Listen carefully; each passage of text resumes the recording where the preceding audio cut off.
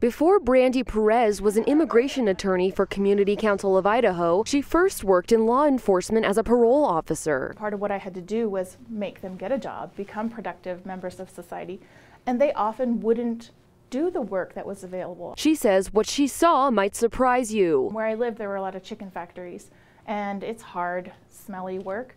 And they would rather go back to prison than go work in the chicken factory. But then there were a lot of immigrants that they went and worked in the chicken factory because it was work. And no matter how hard it was and how many hours they had to work, they would do it so they could feed their families. This, she says, just one of the reasons she decided to pursue a career in immigration law, keeping migrant families together who face threats of deportation.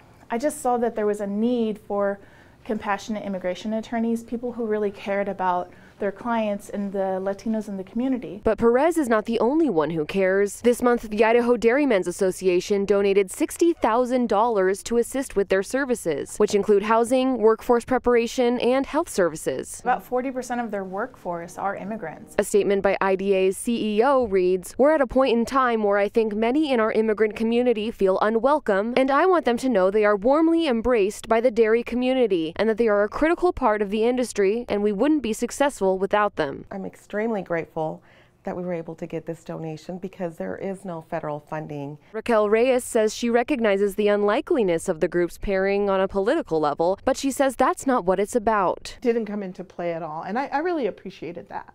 That it wasn't even political, it was just about taking care of the families. Or in other words, Familias Unidas. Madeline White, 6 on Your Side.